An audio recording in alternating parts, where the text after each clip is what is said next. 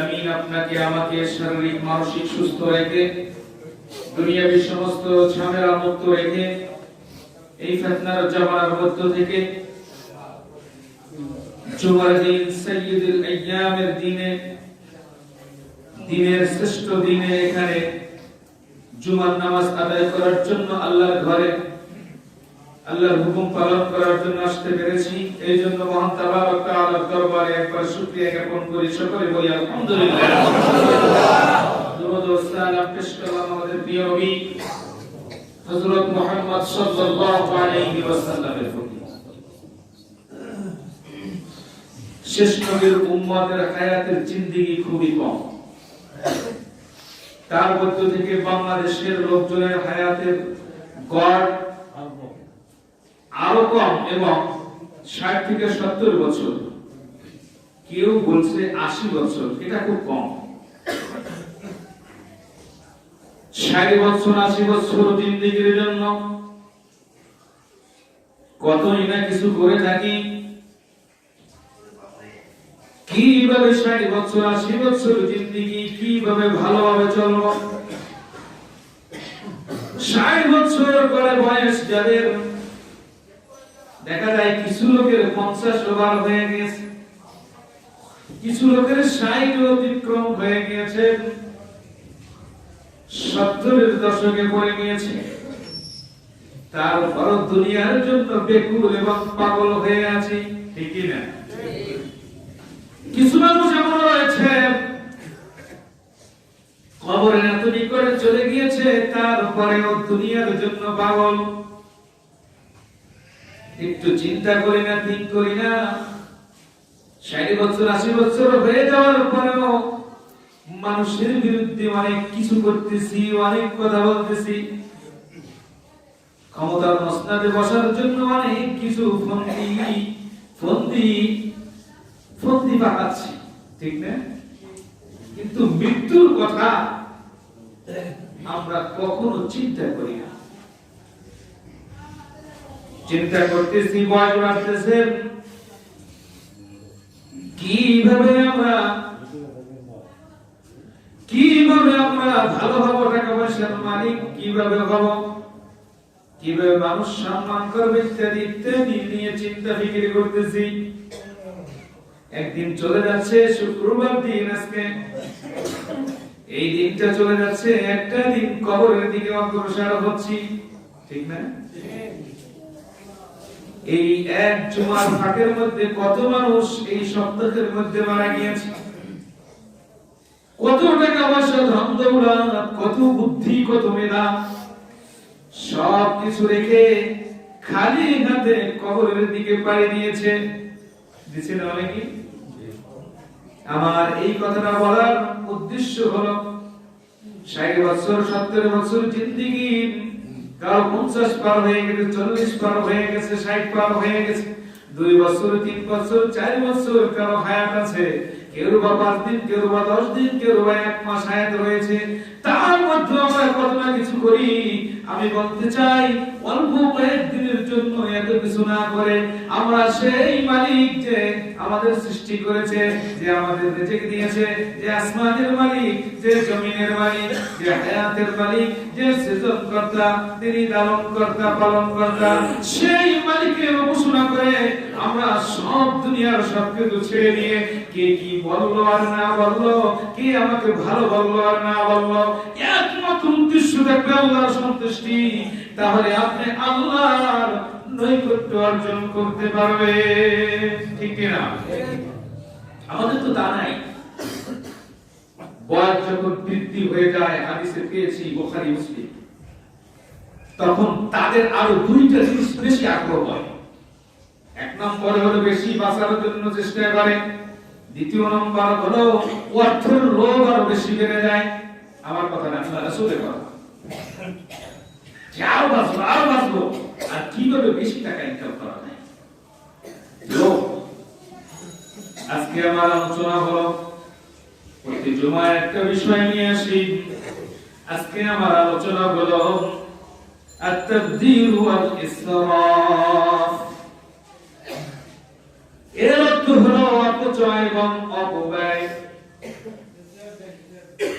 আল্লাহ রাব্বুল আলামিন আপনাকে আমাকে সৃষ্টি করেছেন সুন্দরভাবে স্নেহ মায়া মমতা দিয়ে আল্লাহ রাব্বুল আলামিন আপনাকে আমাকে সৃষ্টি করেছেন সৃষ্টি করে করুণা দিয়ে দয়া করে আপনাকে আমাকে সম্পদ দিয়েছেন এই সম্পদ কিভাবে ব্যয় করবেন আপনাকে 60 বছর 80 বছরের সুন্দর একটা জিন্দেগি দিয়েছেন এই জিন্দেগি কোন দিকে ব্যয় করবেন সেই ব্যয় অপব্যয় এবং অপচয় এই সম্পর্কে আজকে আলোকপাত সুন্দর করে অবলোকন দৃষ্টিতে সুন্দর করে মনোনিবেশ করে আমার কথা শুনে নেবেন যদি আল্লাহ রাব্বুল আলামিন আপনাকে আমাকে আমার কথাগুলি শ্রবণ করার মতন শক্তি আল্লাহ আপনাকে দেয় কোন সাইটক নাই কোন কথা নয় সুন্দর করে কথাগুলি একটু শুনে নেবেন আল্লাহ রাব্বুল আলামিন যেন সাজিয়ে গুজিয়ে সুন্দরভাবে কথা বলার তৌফিক যেন আল্লাহ আমাকে দান করে আমি বলতে যাচ্ছি আপনাকে আমাকে অত্যন্ত করুণা করে আল্লাহ সম্পদ দিয়েছে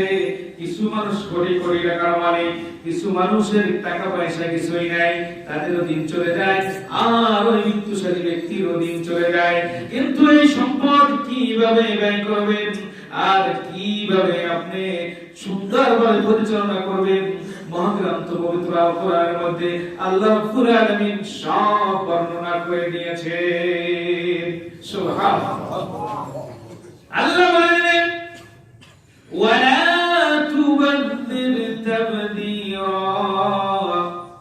ইন্নাল মুবাদদিরিনা কানু ইখওয়ানাশ শায়াতিন ওয়া কানাশ শাইতানু লিরাব্বিহি কাফুরা আল্লাহ রাব্বুল আলামিন বলে দিলেন তোমরা অপব্যয় করো না অপব্যয় করা অপচয় করা শয়তানের ভাই আল্লাহ নিজে কোরআনে বলে দিলেন সূরাতুল বনী ইসরাঈলের মধ্যে আল্লাহ রাব্বুল আলামিন বলে দিলেন তোমরা অপব্যয় করো না অপচয় করো না অপব্যয় করা শয়তানের ভাই আর শয়তান কখনো আল্লাহ রাব্বুল আলামিনের কৃতজ্ঞতা প্রকাশ করে না যে ব্যক্তি অপব্যয় করে আরবিতে তাকে বলা হয় অপব্যয় করে তাকে আরবিতে বলা হয় তাবযীর আর অপচয় যে ব্যক্তি করে তাকে বলা হয় ইসরাফ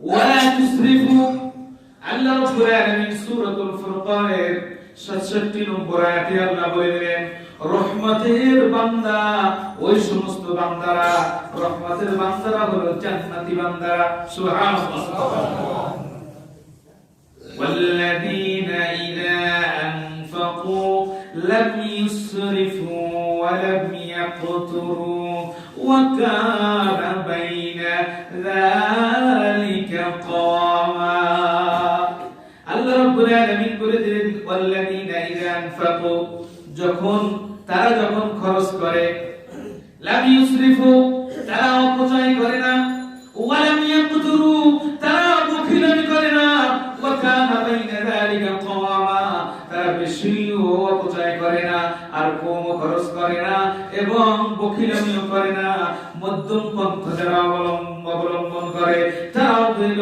রহমতের বান্দা জান্নাতি বান্দা সুবহানাল্লাহ সূরাতুল ফুরকানের মধ্যে আল্লাহ রাব্বুল আলামিন বলে দিলেন আমি বলতে চাই ইসরাফ কাকে বলে বৈধ কাজের জন্য যা প্রয়োজন তার চেয়ে অতিরিক্ত খরচ করাকে ইসরাফ বলা হয় আর অবৈধভাবে খরচ করাকে তাবযীর বলা হয় আমরা তো বুঝি না আল্লাহ রাসূলের সাহাবী আল্লাহ রাসূলের জলিল কদর সাহাবী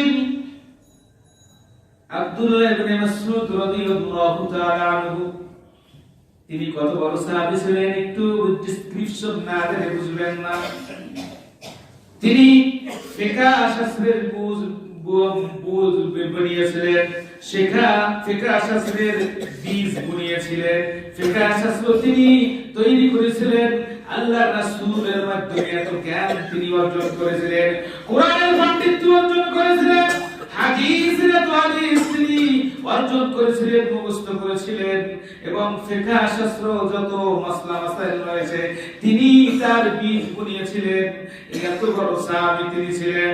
বদরের যুদ্ধে আল্লাহর রাসূল সাল্লাল্লাহু আলাইহি ওয়াসাল্লাম আবু জেহেলের মাথা আনার জন্য আল্লাহর রাসূল আব্দুল্লাহ ইবনে মাসউদকে নির্ধারণ করে দিয়েছিলেন। সুবহানাল্লাহ। এই আব্দুল্লাহ ইবনে মাসউদ রাদিয়াল্লাহু তাআলা আনহু ওযু করার জন্য পাত্রের মধ্যে একটু পানি নিয়ে রাস্তার কিনারে বসে ওযু করা শুরু করলেন। হাদিস, আল্লাহর রাসূল সাল্লাল্লাহু আলাইহি ওয়াসাল্লাম রাস্তায় ঘুরতে বেরোলেন।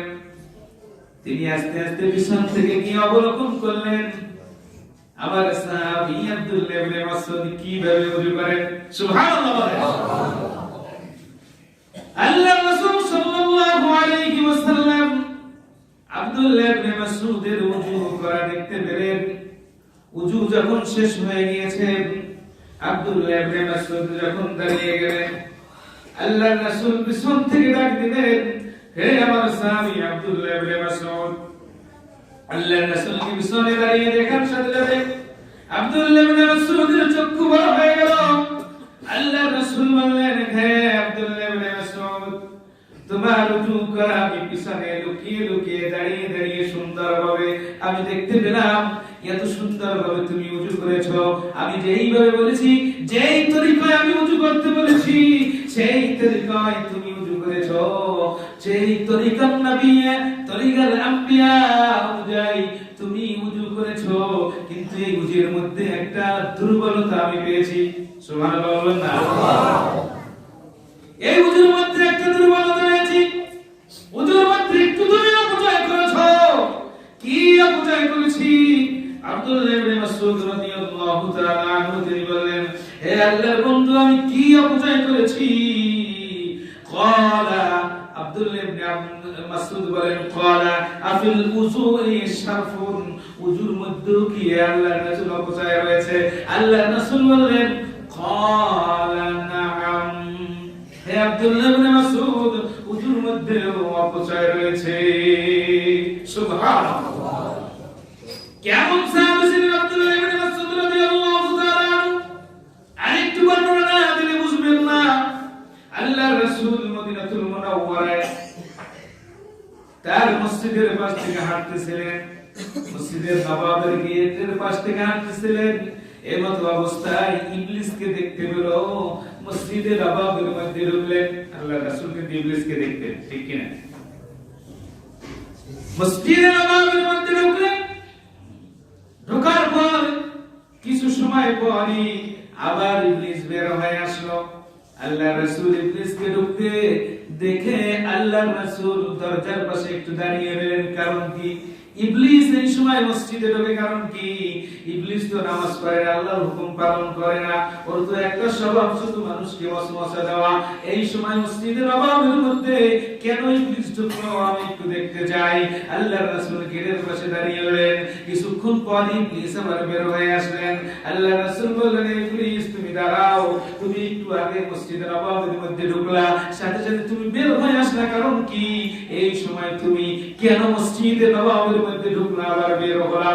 ইবলিস বলল, হে আল্লাহর রাসূল, আপনার এক সাহাবী নামাজের জন্য দাঁড়িয়ে গিয়েছিল, আমি চাইছিলাম ওই সাহাবীকে নামাজের মধ্যে ওয়াসওয়াসা দেওয়ার জন্য, কিন্তু আমি দেখতে পেলাম মসজিদের আরেক পাশে আপনার একজন সাহাবী ঘুমন্ত অবস্থায় রয়েছে। তার নাম হলো আব্দুল্লাহ ইবনে মাসউদ। সুবহানাল্লাহ। আব্দুল্লাহ ইবনে মাসউদকে দেখে তুমি কেন বের হয়ে আসলে? আল্লাহর রাসূল এই কথা বলার সাথে সাথে ইবলিস বললেন, হে আল্লাহর রাসূল, আব্দুল্লাহ ইবনে মাসউদ কোরআনের একজন আলেম, হাদিসের পাণ্ডিত্য অর্জন করেছে, ফিকহ শাস্ত্রের পাণ্ডিত্য অর্জন করেছে। এমন আলেম, এর ভয় আমি আর মসজিদে নববীর মধ্যে আর অবস্থান করতে পারলাম না। সুবহানাল্লাহ।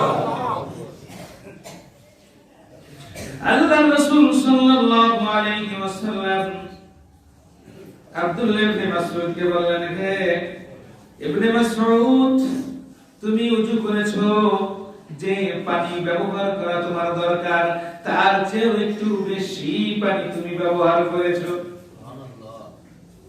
আপনি নামাজ পড়তে আসছেন, পাক পবিত্র হওয়ার জন্য ওযু করা দরকার। কেমন ইবাদত ওযু একটু শুনুন।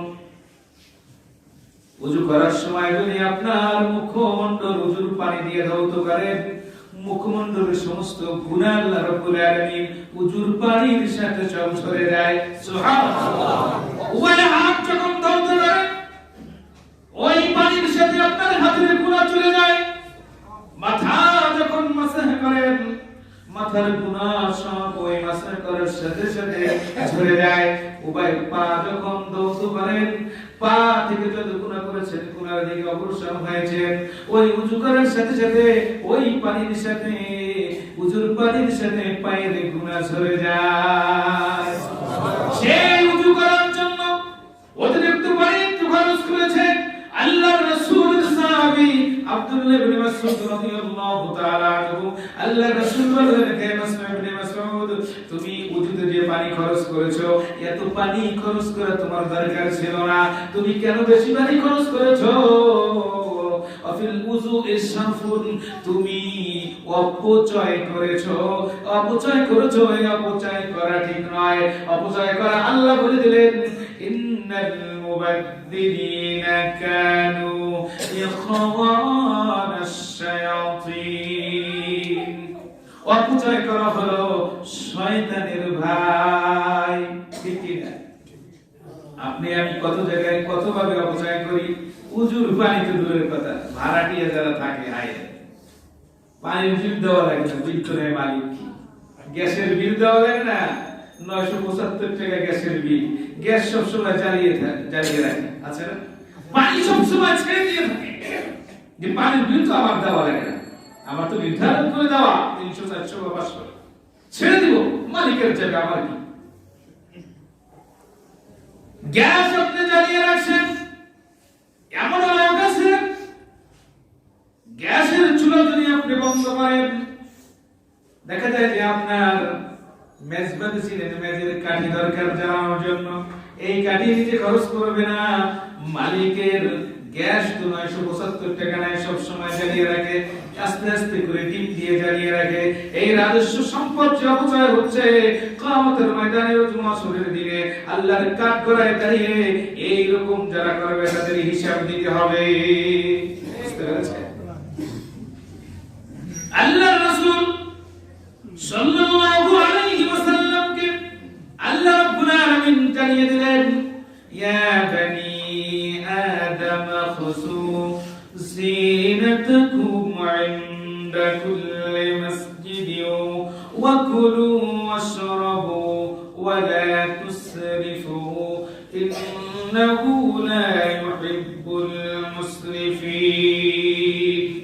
আল্লাহ রাব্বুল আলামিন জানিয়ে দিলেন তার নবীকে সূরাতুল আরাফের 31 নম্বর আয়াতে আল্লাহ বলে দিলেন, হে বনি আদম, তোমরা যখন প্রত্যেক নামাজের জন্য মসজিদে যাও, তোমরা ভালো ভালো পোশাক পরে, সাজসজ্জা করে, পবিত্রতা অর্জন করে, সুন্দর করে তোমরা যাও। ওয়াকুলু ওয়াশরাবু, তোমরা খাও এবং পান করো। ওয়ালা তুসরিফু, কিছুতেই তোমরা অপচয় করো না। ইন্নাহু লা ইউহিব্বুল মুসরিফিন, অপচয়কারীকে আল্লাহ রাব্বুল আলামিন কখনো পছন্দ করে না আর ভালোবাসে না। অপচয় করবেন, আল্লাহ ভালোবাসবে না। তাহলে আল্লাহ যদি ভালো না বাসে, আল্লাহ যদি সন্তুষ্ট না হয়, তাহলে আপনি জান্নাত পাবেন? কখনোই জান্নাত পাবেন। কত অপচয় হয় অল্প সময়, ডিসক্রিপশন দেওয়া অনেক সময়, কত অপচয় যে আপনি আমি করি, কিন্তু আপনি আমি বুঝি না। আপনার পারিবারিক, আপনার ঘরের দিকে একটু অবলোকন করুন। তার আগে মুসলিম শরীফের একটি হাদিস আমি বর্ণনা করতেছি। আন জাবির রাদিয়াল্লাহু তাআলা আনহু قال قال رسول الله صلى الله عليه وسلم له فراش للرجل। কারো ঘরের মধ্যে যদি আল্লাহ রাসূলের সাহাবী জাবির রাদিয়াল্লাহু তাআলা আনহু থেকে হাদিস, আল্লাহ রাসূল বলেন, লাহু ফিরাশুল লিররাজুল, কারো ঘরের মধ্যে যদি একটা বিছানার চাদর থাকে, ওইটা হলো তার নিজের।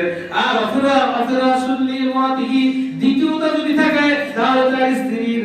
আর ওয়াসসালাসু যদি দাঈফ, তৃতীয়টা যদি থাকে তাহলে মেহমানের জন্য, আর ওয়ারাবিউল শায়াতিন, আর চতুর্থ যদি থাকে তাহলে সেটা হলো শয়তানের। আমাদের সমাজে আমাদের ঘরের মধ্যে কত কিছু অপচয় রয়েছে। মা বাবা কসমেটিক্স কিনে কত কিছু একবারে সুবিধা সাজিয়ে রেখেছে, অপচয়। আপনি দেখবেন অনেকের কাপড় চোপড় অনেক রকমের, অনেক বেশি কাপড় চোপড়, কোনো হিসাব করি না।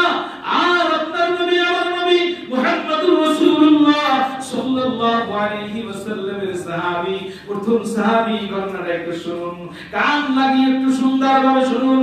আল্লাহর রাসূলের সাহাবী হযরত আবু বকর সিদ্দিক রাদিয়াল্লাহু তাআলা আনহু, তিনি তার সম্পর্কে আল্লাহর রাসূল বলেন, লা উসনাল ঈমান ওয়া আবু বকরিন লা সাদা ঈমানা।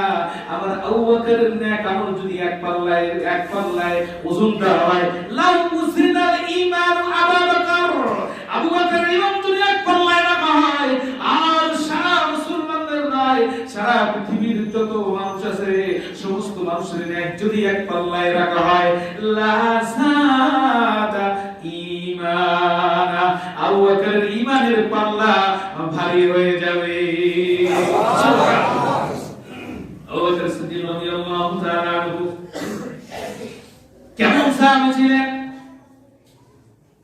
তিনি জান্নাতে পা দেওয়া পর্যন্ত কোন নবীর উম্মত জান্নাতে প্রবেশ করতে পারবে না।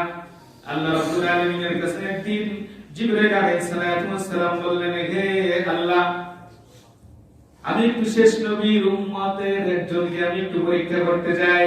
আল্লাহ রাব্বুল আলামিন বলে দিলেন, হে জিবরাইল, যাও তুমি যাও মসজিদে নববীর মধ্যে সর্বপ্রথম যে ব্যক্তি ফজরের নামাজ পড়ার জন্য ঢুকবে আর সর্বশেষে ইশরাক নামাজ পড়ে যে ব্যক্তি বের হবে, তাকে তুমি যা পরীক্ষা করতে চাও, তাকে যে প্রশ্ন করতে চাও সেই প্রশ্নের অ্যানসার শেষ নবীর উম্মত তোমাকে দিয়ে দিবে। জিবরাইল আলাইহিস সালাম সত্য হিসেবে মানুষ রূপে ফজরের আযান হওয়ার সাথে সাথে মসজিদে নববীর গেটে বাইতুস সালাম গেটের সামনে দাঁড়িয়ে রয়েছে। এমন অবস্থায় দেখতে পেলেন একজন লোক, একজন মুমিন আযান হওয়ার সাথে সাথে মসজিদের মধ্যে ঢুকলেন, আর ওই ব্যক্তি একবার শেষে বের হলেন। শেষে বের হওয়ার পরে ওই সত্য জিবরাইল আলাইহিস সালাম বললেন, হে ভাই, আসসালামু আলাইকুম, সকালে আপনাকে আমি সালাম দিলাম, আপনার নাম কি একটু আমার কাছে একটু বলুন। জিবরাইল আলাইহিস সালাম যখন এই কথা বললেন তখন তিনি উত্তর দিলেন, আমার নাম আবু বকর সিদ্দিক রাদিয়াল্লাহু তাআলা। সুবহানাল্লাহ। আবু বকর সিদ্দিক রাদিয়াল্লাহু তাআলা আনহু আমার নাম। কেন ভাই আমার নাম দিয়ে সকালে আপনার কি প্রয়োজন? জিবরাইল আলাইহিস সালাম তিনি বললেন, আপনার কাছে একটি প্রশ্ন, এখন জিবরাইল কোথায় আছে আমার কাছে একটু বলুন। সুবহানাল্লাহ। সেও শেষ নবীর উম্মত, আমরাও উম্মত। দুনিয়াতে তো শয়তানি বদমাশি যা আছে, পরের বিরুদ্ধে যা করার দরকার, পরেকে ঠকানো কিভাবে দরকার, কার বিরুদ্ধে কি দরকার, সব কিছু করে কত ভর্তি, কত মানুষের বিরুদ্ধে কত কিছু, এই জগৎটাকে একটু হেফাজত করে কবরে যা আল্লাহ রাব্বুল আলামিন আপনার আমার কবর ফুলের বাগান করে দেবে, জান্নাতুল ফিরদাউস করে দেবে। সুবহানাল্লাহ। চলে না হেফাজত নাই, নিজেকে নিজে অনেক কিছু মনে করি, কিন্তু আল্লাহ যদি আপনাকে সম্মান না দেয়, নিজেকে যদি ওই ব্যাগের মতন ফুলে বড় হতে থাকেন, কোনো কাজ হবে না, ঠিক কি না? আপনি দেখেন জিবরাইল আলাইহিস সালাম তিনি যখন বললেন, ভাই জিবরাইল কোথায়, আবু বকর সিদ্দিক রাদিয়াল্লাহু তাআলা শেষ নবীর উম্মত, তিনি বললেন, হে ভাই, আমাকে অল্প একটু সময় দাও। কতটুকু সময়? একদিন, এক বছর, এক মাস? না, এত সময় লাগবে না, শুধু আমার চক্ষুটাকে বন্ধ করবো আর চক্ষুটা ওপেন করবো, চক্ষুটা খুলে আমি বলে দিব জিবরাইল আলাইহিস সালাম কোথায়। সুবহানাল্লাহ। সে আবু বকরের ঈমান আর আমাদের ঈমান এক হবে কখনো? কখনো না। আল্লাহ রাসূলের সাহাবী চক্ষুটাকে একটু বন্ধ করে অনেক আলোচনা, কিন্তু সংক্ষিপ্ত ভাবে বলতে চাই, চক্ষুটাকে বন্ধ করলেন আর চক্ষুটাকে ওপেন করে বললেন, হে ভাই, আমি সাতরকম আসমান জমিন সব ঘুরে আসলাম, জান্নাত আমি ঘুরে আসলাম, জাহান্নামের মধ্যে আমি তাকিয়ে দেখলাম জিবরাইলকে কোনো জায়গায় দেখা যায় না। আমার মনে হচ্ছে যেন আপনার আমার সামনে যে আপনি দাঁড়ানো আমার মনে হচ্ছে আপনি সত্য জিবরাইল আলাইহিস সালাতু ওয়াস সালাম। সেই জিবরাইল যে বলেছে, জিবরাইলকে নির্ণয় করে বলেছে আবু বকর সিদ্দিক রাদিয়াল্লাহু তাআলা 2 বছর 3 মাস খলিফাতুল মুসলিমিনের দায়িত্ব পালন করার পরে আবু বকর সিদ্দিক রাতে যখন ঘুমিয়ে গেলেন, ঘুমন্ত অবস্থায় স্বপ্নে দেখতেছেন আপনার নবী, আমার নবী মুহাম্মদুর রাসূলুল্লাহ সাল্লাল্লাহু আলাইহি ওয়াসাল্লাম হাত সারি দিয়ে বলতেছে, হে আমার দল, তুমি আমার কাছে আসো, তুমি আমার কাছে আসো। আর কতদিন আমি একাকী থাকবো? তুমি আমার কুয়ার সাথী, তুমি আমার খেজরাতের সাথী, তুমি আমার তিন প্রচারের সাথী, তুমি আমার সুখের সাথী, তুমি আমার দুঃখের সাথী। আর কতদিন তুমি একাকী পৃথিবীতে থাকবে? তুমি আমার কাছে চলে আসো, তুমি আমার কাছে চলে আসো।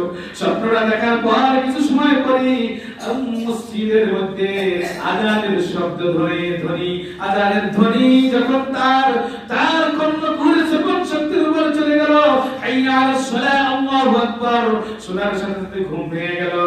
আর তার মনের মধ্যে চিন্তা এসে গেল, আবু বকরের মনের মধ্যে চিন্তা এসে গেল তিনি বেশি সময় বাঁচবে না। ফজরের নামাজ পড়ে আস্তে আস্তে করে আয়েশার ঘরে হেঁটে গেলেন, দরজায় নক করে বললেন, আসসালামু আলাইকুম ইয়া আয়েশা, সাত সকালে তোমার কাছে এসেছি। গভীর রাতে স্বপ্নে দেখেছি আল্লাহর বন্ধু মুহাম্মদুর রাসূলুল্লাহ সাল্লাল্লাহু আলাইহি ওয়াসাল্লাম তিনি হাত সারি দিয়ে আমাকে বলতেছে, আবু বকর, আর কতকাল তুমি থাকবে? আমি একাকী, এই একাকী এখানে রয়েছি, তাড়াতাড়ি তুমি আমার সাথে চলে আসো, আমার সঙ্গী তুমি হয়ে যাও। সুবহানাল্লাহ। এই কথা বলতেছে আয়েশার চোখ থেকে দরদর করে পানি পড়তেছে আর কাঁদতেছে। আমার বাবা মনে হয় বেশি দিন বাঁচবে না, কি স্বপ্নে দেখেছে আল্লাহর নবী আমাকে তাকে ডাকতেছে। এমন অবস্থায় আয়েশাকে বললেন, আয়েশা, তোমার কাছে একটা ওসিয়াত সুন্দর করে আপনারা শুনুন। সেই ওসিয়াতটা কি? আল্লাহর রাসূলের সাহাবী তিনি বললেন, হে আয়েশা, একটা ওসিয়াত, সেই ওসিয়াতটা হলো আমি মৃত্যুবরণ করার পরে আমার ব্যাপারে কোনো অপচয় করবে না। যেহেতু অপচয়ের আলোচনা অনেক ঠিক করে অনেক কিতাব ঘেটে অনেক কিছু করে এই সমস্ত ঘটনাগুলি আমি নিয়ে আসার চেষ্টা করি। আল্লাহ রাসূলের সাহাবী ওরা বলতেছে, হে আয়েশা, আমি মৃত্যুবরণ করার পর আমার ব্যাপারে কোনো অপচয় করবা না। আল্লাহ রাসূলের সাহাবীর কন্যা আয়েশা বললেন, আব্বাজান, কি অপচয় করব? আমার কাছে একটু বলুন যে আমার কাপড়ে তোমরা কোনো অপচয় করবে না। কি অপচয় আপনি একটু বলুন। আমার আবু বকর বললেন, আয়েশা, আমি মৃত্যুবরণ করার পরে তোমরা যে কাপড় কিনবে, ওই কাপড়ের কাপড় নতুন কাপড় ক্রয় করা দরকার নাই। এটা অপচয় হয়ে যাবে, এটা অপচয় হয়ে যাবে, এটা কখনো তুমি করবা না। সুবহানাল্লাহ। একটু এই আলোচনার দিকে যে একটু খেয়াল করে একটু যদি চিন্তা করি, তাহলে আপনি আমি গরিব বলেন, ধনী বলেন, অসহায় বলেন, বিসমান বলেন আর পুরমান বলেন, কত ভাবে কত অপচয় করি আমরা। আল্লাহ রাসূলের সাহাবী বললেন, আয়েশা, মৃত্যুবরণ করার পরে আমার কাপড় তুমি ক্রয় করবে না। এই টাকাগুলি তুমি দান করে দিবে, এই টাকাগুলি বিধবাকে দান করে দিবে। বিধবা যদি না পাও তুমি এতিমদেরকে দান করে দিবে। এই টাকাগুলি দিয়ে যারা যাদের অন্ন নাই অন্নের ব্যবস্থা করে দিবে, যাদের বস্ত্র নাই বস্ত্রের ব্যবস্থা করে দিবে। এই টাকাগুলি তাদের মাঝে, দুস্থ পরিবারের মাঝে তুমি দান করে দিবে। আমাকে যে কাপড় দিয়ে তুমি দাপন করবে, তার চেয়ে ওই দান করার কারণে আল্লাহ রাব্বুল আলামিন জগৎ সংসারের মালিক আমার উপর আরো বেশি খুশি হয়ে যাবে।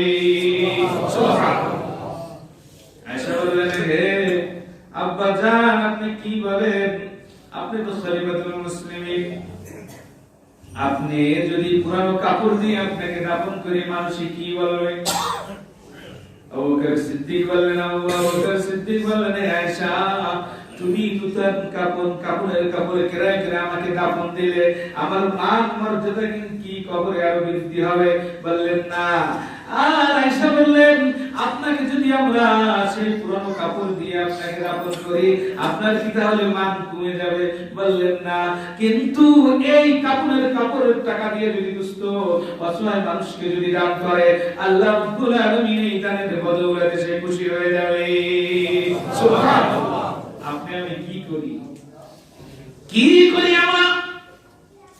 আপনি দেখেন 31 নাইট চলে গেল, কয়েকদিন পূর্বে, 1 থেকে 1.5 মাস পূর্বে চলে গেল, মুসলমানদের সন্তানরা পটকা ফুটিয়েছে, হাজার হাজার টাকা দিয়ে পটকা তৈরি করেছে, কেউ 10 টাকা, 20 টাকা, 50 টাকা, 100 টাকা দিয়ে এই সমস্ত 12টা বাজার সাথে সাথে শুধু ঠাসঠুস ঠাসঠুস শব্দ হয়েছে না?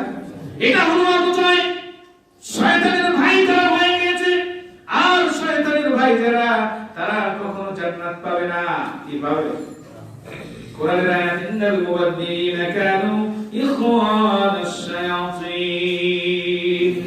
এই জন্য আল্লাহ রাব্বুল আলামিন বলেছেন, আপনাকে একটা জীবন দিয়েছেন, 60 বছর 80 বছরের জিন্দেগি, আপনাকে উঠতে বসতে চলতে ফিরতে খানা পিনা খেতে সব ব্যাপারে আপনার খেয়াল রাখতে হবে, কোনো জায়গায় যেন অপচয় না হয়। কিন্তু আপনি আমি চিন্তা একটু করেন, যখন ছেলে মেয়েদের ইউনিভার্সিটিতে যারা পড়ে, যখন স্কুলে যারা পড়ে, দেখবেন ডিসেম্বর মাসে পর ফাইনাল পরীক্ষার পর পিকনিকে চলে যায়। আপনি ঘুরতে যান, এটা নাজায়েজ নয়। পিকনিকে গিয়ে তারা অনুষ্ঠান করে, গান করে, বাজনা করে, ড্যান্স করে, আবার খাবার দাবার আয়োজন করে। এই খাবার যে কত অপচয় হয়, আর ড্যান্স করে, বাজনা করে, নাচ করে, কত কিছু করে, আর দেখবেন এই কারণে অনেক অপচয় হয়, অনেক টাকা অপচয় হয়। এমন মানুষ আছে আমার কাছে বলেছে, হুজুর আমার ছেলে এখন ওই পিকনিকে যাবে, তাদের বন্ধুদের সাথে যেতেই হবে, কিন্তু আমার কাছে টাকা নাই, আমি ধার করে খরচ করে, এমন কি মা ছেলেকে খুশি করার জন্য ছেলে মায়ের স্বর্ণ বন্ধক রেখে ধার করে খরচ করে টাকা দিয়ে পিকনিকে পাঠায়। এটা হলো অপচয়। শুধু অপচয় নয়, তাফসীর ওয়ালা তুবাদ্দির তাবযীরা, এটা হলো অপচয়।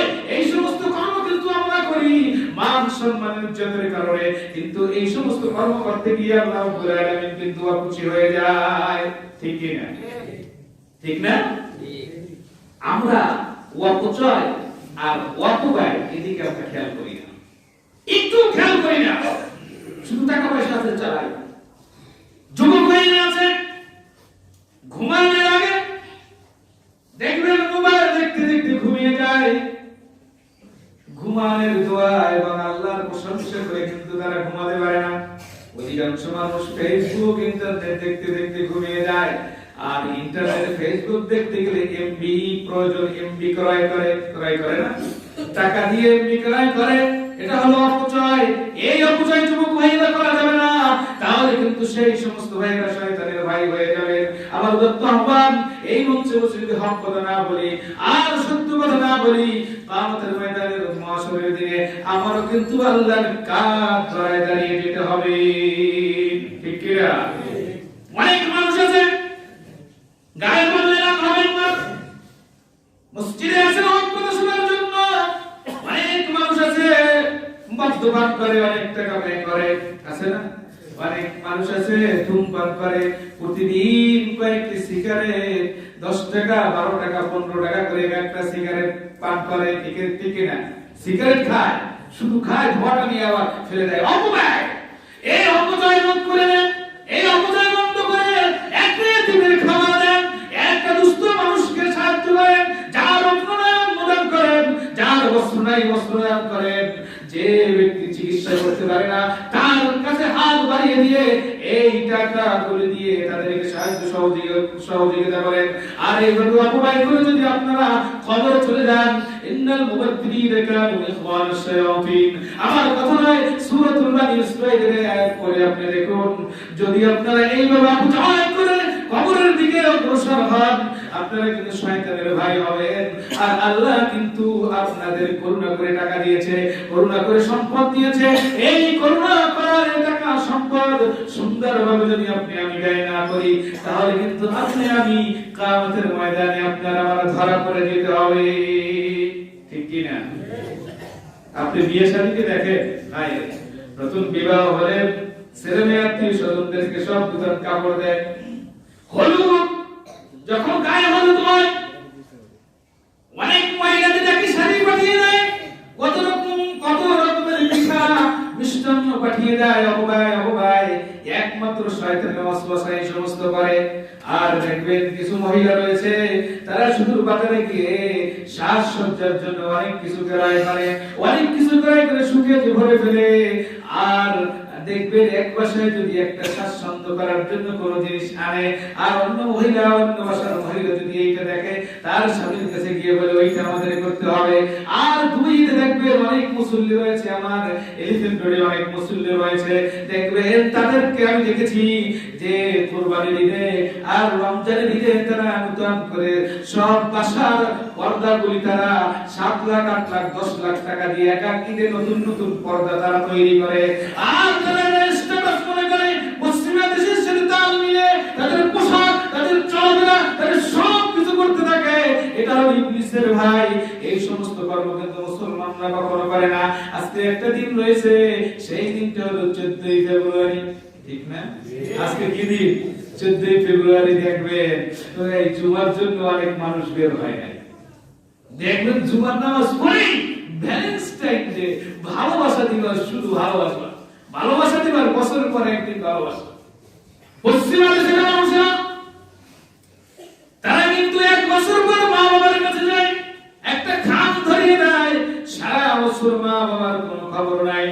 একটা হোটেলে দেখবেন, রেস্টুরেন্টে দেখবেন, মা ঢুকছে, ছেলে ঢুকছে, বাবা ঢুকছে, মেয়ে ঢুকছে, খেয়েছে, কিন্তু যার বিল সে দিচ্ছে। কোনো মায়া মমতা আছে? কোনো মায়া মমতা কিছু নাই। আর আমরা মুসলমান, বাংলাদেশের মুসলমানরা ধার্মিক, আমাদের মধ্যে সেকেন্ডে মহব্বত, কি ঠিক কিনা? 7 দিনের প্রতিদিন আমরা মা বাবার সাথে, আমাদের ভালোবাসার লোকগুলোর সাথে ভালোবাসা রয়েছে, ঠিক কিনা? সারা মাস আমাদের ভালোবাসা রয়েছে, 365 দিনে এক বছর আমাদের ভালোবাসা রয়েছে, ঠিক না? আমরা বছরের একটা দিন আমরা কাউকে ভালোবাসবো না। ইতিহাসে পেয়েছি, অনেক কষ্ট করে পেয়েছি, 270 খ্রিস্টাব্দে এই ভালোবাসা কোত্থেকে উৎপত্তি হয়েছে, ভালোবাসা দিবস। কয়েক মাস পূর্বে পেপারে দেখলাম ডিম দিবস, বুঝতে পেরেছেন? একজনে বলতেছে, হুজুর, পড়তেছিলাম পাশে বসে, বলতেছে, হুজুর এখন ওই চিন্তা দিবস একটা আসছে, আপনি জানেন? আমি বললাম না। যে চিন্তা দিবসে কি করে? ওই সকলে বসে শুধু চিন্তা করে, বুঝতে পেরেছেন? এরপরে আমি তার উত্তরে বললাম যে কিছুদিন পরে এমন দিবস আসবে, একটা দিবস আসবে বাস দিবস। এমন কোন মানুষ নাই একজন আরেকজনকে বাস দিতে থাকে, এটা কিনা? এটা বাকি রেখে লাভ করে এটাও দিয়ে দেবে, ঠিক কিনা? আছে, আমরা যারা আছি একজন আরেকজনকে বাস দেওয়ার জন্য সবসময় চেষ্টা করি, ঠিক না? সত্য কথা, কিন্তু হাসির কথা নয়। যেটা বলতেছিলাম, এই 14ই ফেব্রুয়ারি 270 খ্রিস্টাব্দে রোম সম্রাট ছিল তৎকালীন, তার একটা অভ্যাস ছিল শুধু যুদ্ধ করা। একদিন যুদ্ধের জন্য তার প্রজাদেরকে ডাক দিলেন, প্রজাদের মধ্যে থেকে একজন বিদ্রোহ করলেন না, এই যুদ্ধ করতে যাই, আমাদের ছেলে মেয়েরা ইতিম হয়, আমাদের স্ত্রীরা বিধবা হয়, আর যুদ্ধ করতে যাব না, এমনি ভাবে ফাওয়াভাবে যুদ্ধ করা যাবে না। ওই বিদ্রোহ করার কারণে ওই ব্যক্তিকে ওই সম্রাট উনি ওনাকে ফাঁসিতে ঝুলিয়ে দিয়েছেন। সেই দিনটি ছিল 14ই ফেব্রুয়ারি। সময় কম, বিস্তারিত বলতে পারবো না, অনেক বিরাট ঘটনা।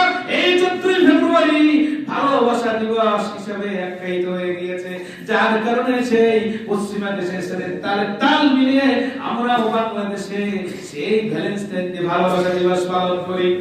নাউজুবিল্লাহ মিন যালিক।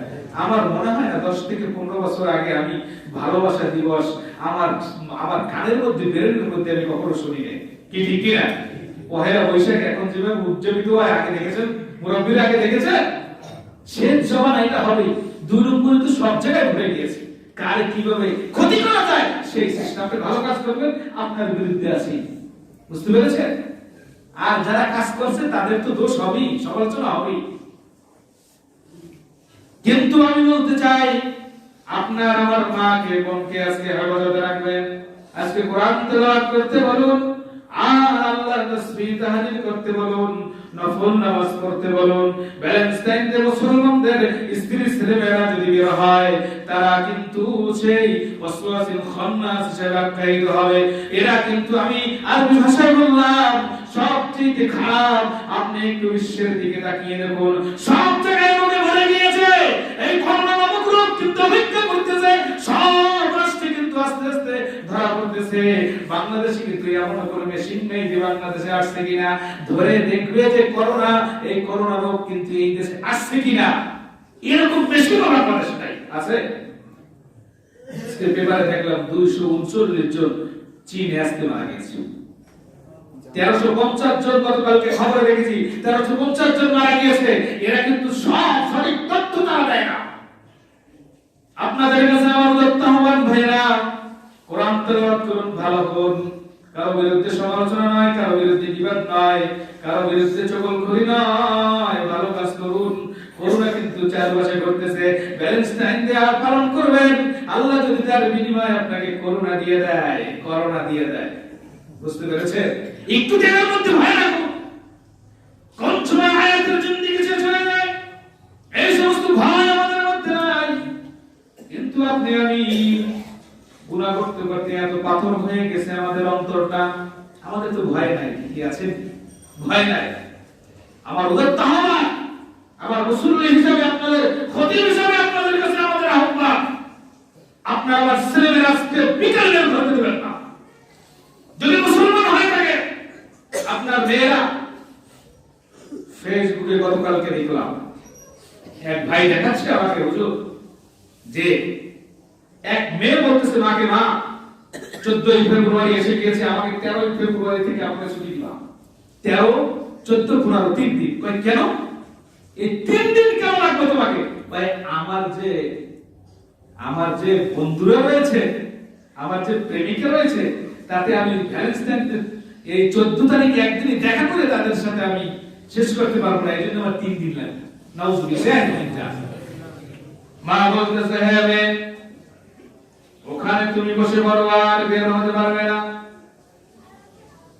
মেয়ে বলতেছে, মা, বাবা বিদেশে থাকে, তুমি যে বাবার বন্ধু, ওদেরকে নিয়ে ঘরের মধ্যে আড্ডা দাও, তাও কিন্তু আমি জানি তুমি যে আমাকে বদ্ধ করে রেখে দিচ্ছ, তুমি যে এই সমস্ত কর্ম করো, তুমি আমাকে জবাব দাও। নাউজুবিল্লাহ। ফ্যাক্টরি যেভাবে হবে, প্রোডাকশন সেই রকম হবে। কি ঠিক কিনা? ব্যালেন্স দেখতে যাবে, আনন্দ করার পর ভালোভাবে খাবেন, এবার পেট কিন্তু খারাপ হয়ে যাবে, কয়েকদিন পর কিন্তু আবার বমি হবে। কি ঠিক কিনা? বাকিটা আপনারা বুঝে নেবেন।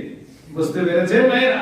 হক কথা বলতেছি, ছেলে মেয়েদেরকে বাবাতে বাইরে কখনো বের হতে দিবেন না। আজকে এমনটা দিন, এরপরে আপনি সাথে নিয়ে যাবেন, যেখানে যাবেন মা বাবার সাথে থাকবেন। কি ঠিক কিনা? ইসলাম বলেছে এই সমস্ত ভ্যালেন্টাইন ডে পালন করা শিরকিয়াত, গুনাহ একটু থাকবে না। ওয়ালা ওয়াসরাকু লাহাদু আলাইকুম মা কানু ইয়ামালুন। আল্লাহ নিজে বলে দিয়েছেন, হে আমার বন্ধু, তুমি যদি শিরক করো, লাহাদু আলাইকুম মা কানু ইয়ামালুন, লাহাদু আলাইকুম, তোমার আমল সব বিনষ্ট হয়ে যাবে। ভ্যালেন্টাইন ডে উদ্বোধন আল্লাহ রাসূলের সময় ছিল, সাহাবী আজমাইনদের ছিল, তাবেঈন, মুতাআখিরিন, মুফাসসিরিন, এই সমস্ত ছিল? কখনো ছিল না। সব বিদআত। কুল্লু বিদআতিন দালালা ওয়া কুল্লু দালালাতিন ফিন-নার। যারা বিদআত করবে তারা জাহান্নামে যাবে। আমার কথা নয়, আল্লাহর রাসূলের হাদিস। সম্মানিত হাজিরিন, আমার উদাত্ত আহ্বানের চাইতে ভাষা নাই। কোন ভাষায় বলবো? ভ্যালেন্টাইন ডে বললে কিছুই নাই। ছেলে বাবাকে ভালোবাসবে, মা ছেলেকে ভালোবাসবে, ওস্তাদ ছেলেকে ভালোবাসবে, ওস্তাদ মানে ছাত্রদেরকে ভালোবাসবে, ইমাম মুসল্লিদেরকে ভালোবাসবে, মুসল্লিরা ইমামদেরকে ভালোবাসবে। কি ঠিক কিনা? আর একটা মাসালা বলে দিই, আজকাল তো আমরা বলতে পারি না, ইমাম, খতিব, এদেরকে মুয়াজ্জিম, খাদেম, এদেরকে কিছু মানুষ মনে করে গোলাম। গোলামের পিছনে নামাজ কিন্তু হয় না। যদি মনে করেন গোলাম, কেউ যদি মনে করে, তাহলে তাদের পিছনে কিন্তু নামাজ হয় না। বুঝতে পেরেছেন? আর বেতনের কথা আর কখনো বলবেন না, যে সম্মানী হাদিয়া। বুঝতে পেরেছেন? বেতন কি তাহলে গোলাম হয়ে গেল? শুধু নামাজের সময় ইমামের আল্লাহু আকবার বলেন সবাই, ওমনি আল্লাহু আকবার চলে যায়, সামি আল্লাহু লিমান হামিদা বলেন, সামি আল্লাহু লিমান হামিদা দিতে বলে সেই সময় ইমামরা খতিবকে মানেন আর কোন সময় মানেন না, এটা কিন্তু ইসলাম নয়। হক কথা বলতেছি, বুঝতে পেরেছেন? কমিটি থাকবে ঠিকই, মসজিদ মাদ্রাসা নিয়ম শৃঙ্খলা উন্নয়নের জন্য সব কিছু থাকবে, কিন্তু ইমাম মানে কি তাদেরকে সেইভাবে প্রাধান্য দিতে হবে। তা না দেন তাহলে কোরআনের বিরোধিতা হয়ে গেল, হাদিসের বিরোধিতা হয়ে গেল, তাহলে কিন্তু আল্লাহ রাসূলের হাদিসের বিরোধিতা হয়ে গেল। গোলাম মনে করলে কিন্তু নামাজ হবে না। আল্লাহ রাসূল সাল্লাল্লাহু আলাইহি ওয়াসাল্লাম বলেছেন, তোমরা যাদের কাছে নামাজ পড়বে তাদেরকে যদি কর্মচারী মনে করো আর গোলাম মনে করো, তাহলে তোমাদের নামাজ হবে না। নিয়ম ছিল যে সভাপতি হবে সেই নামাজ পড়াবে, কিন্তু তার পরিবর্তে যারা নামাজ পড়ায় তাদেরকে সেই রকম সম্মান দিতে হবে। বুঝতে পেরেছেন? সব জায়গায় উল্টো, সব জায়গায় উল্টো, যার কারণে কোনো রহমত কোনো বরকত কিছুই নাই। একের পর এক বৃষ্টির মতো রোগ আসতেছে, একের পর এক বালা আল্লাহ রাব্বুল আলামিন আমাদের উপর চাপিয়ে দিচ্ছে। কোন জায়গায় কোনো মান সম্মান ইচ্ছা, যাদের সম্মান মান সম্মান দেওয়া দরকার সেই বড়দেরকে আমরা সম্মান দিই না, ছোটদেরকে সম্মান দিই না, আলেমদেরকে সম্মান দিই না। কোরআনের বিরুদ্ধে কথা হচ্ছে, দেশের মধ্যে কোরআনের বিরুদ্ধে কথা হচ্ছে, আল্লাহকে শয়তান বলে গালি দিচ্ছে। কিন্তু আপনার আমার মুসলমান কেমন মুসলমান যে আল্লাহ সৃষ্টি করেছে তাকে শয়তান বলে গালি দিচ্ছে, সে এখন গ্রেফতার হচ্ছে না। এই দেশে কত আল্লাহ কেন দিচ্ছে না? আল্লাহর রহমত মাদ্রাসা মসজিদ আলেমদের জন্য, কোরআন তেলাওয়াতের জন্য, আল্লাহর ওলিদের জন্য, আর দিন যারা প্রচার করে দিনের জন্য, তাবলীগের জন্য আল্লাহ রাব্বুল আলামিন এই দেশটাকে হেফাজত করতেছে। ঠিক কি না? আমরা কোন পর্যায়ে রয়েছে? আল্লাহকে গালি দিচ্ছি, এখন তাকে গ্রেফতার হচ্ছে না। কেমন মুসলমান আমরা? রাস্তায় নেমে তার বিরুদ্ধে কথা বলতেছি না। কিয়ামতের ময়দানে রোজ মাহশরের দিনে আল্লাহর আদালতের সামনে গিয়ে দাঁড়িয়ে আল্লাহ যদি বলবে, হে বান্দা, তোমাদেরকে খাওয়ান ভরণ পোষণ প্রতিদিন শরীরে অক্সিজেন দিয়ে তোমাকে বাঁচিয়ে রেখেছিলাম, কত সুন্দর জিহ্বায় ছাপ দিয়েছিলাম, কত আমার চোখের মধ্যে দিয়েছিলাম, শরীরের মধ্যে যা খেয়েছো সব হজম করার মতো শক্তি দিয়েছিলাম, জিবরাইলকে 1 কিলো বিরার জন্য পাঠিয়ে দিই নাই। কিন্তু সেই এত আমার পাওয়ার পরে আমি আল্লাহকে যখন গালি দিয়েছে, তখন তোমরা সেই জবাব যে দিয়েছিলাম, সেই জবাব দিয়েও তো প্রতিবাদ করতে পারো নাই। যাও আজকে স্লোগান ফিরার জাহান্নামা খালিদিন ফিহা আবাদান আবাদা। সেই দিন আপনি কি করবেন? কি জবাব দিবেন ভাইরা? হয়তো জোরে কথা বলতেছি, এই মহিলার কথা শুনে সহ্য করতে পারতেছি না। এত চালের, এত পতিতা, এত খারাপ মহিলা। আপনারা আমার লজ্জা হলো আপনাদের কাছে। আমাদের উচিত যে যেখানে থাকি না কেন এই মহিলার বিরুদ্ধে সোচ্চার হয়ে তাকে গ্রেফতার করে ফাঁসির কাস্টে ঝুলানো দরকার। কি ঠিক না? এইটুকু ঈমান যদি আপনার আবার না থাকে, শুধু এখানে ঠিক হয়ে চলে গেলে, আর যদি একটু ঘৃণা না করে, আর যদি তাদের বিরুদ্ধে একটু কথা না বলে, কিয়ামতের ময়দানে আপনি কিন্তু, আমি এখানে বসে বলে গেলাম, আমি কিন্তু আল্লাহর কাঠ করায় বন্দী হয়ে যাব, আটকে যাব। বুঝতে পেরেছেন? নামাজ পড়লাম 5 ওয়াক্ত এসে, আর বাসায় গিয়ে ভালো ভালো খাইলা বেশের মধ্যে থাকলাম, এটা কিন্তু আল্লাহ বলে না। এর বিরুদ্ধে কথা বলতেই হবে। আমরুল বিল মারুফ, সৎ কাজের আদেশ দিলে অসৎ কাজকে নিষেধ করলেন না, জান্নাতের সুযোগ দেওয়া হবে না। আল্লাহ রাব্বুল আলামিন আপনাকে আমাকে যতটুকু আলোকপাত করেছি অপবায় সম্পর্কে, বিয়ে শাদীর ব্যাপারে আপনাকে কত অপচয়, কিন্তু সেই বিয়ে শাদীর দিকে আপনাকে এখন যাওয়ার সময় নেই। আরেকদিন বলবো ইনশাআল্লাহ। আল্লাহ রাব্বুল আলামিন আমাদের সকলকে হালাল ভাবে ইনকাম করে অপচয় না হয় আর অপব্যয় না হয় সেই দিকে তাকিয়ে আল্লাহ রাব্বুল আলামিন আমাদের জন্য চলার তৌফিক দান করে। সকলে বলি আমিন। ওয়া আখিরু দাওয়ানা আলহামদুলিল্লাহি রাব্বিল আলামিন। আসসালামু আলাইকুম ওয়া রাহমাতুল্লাহি ওয়া বারাকাতুহু।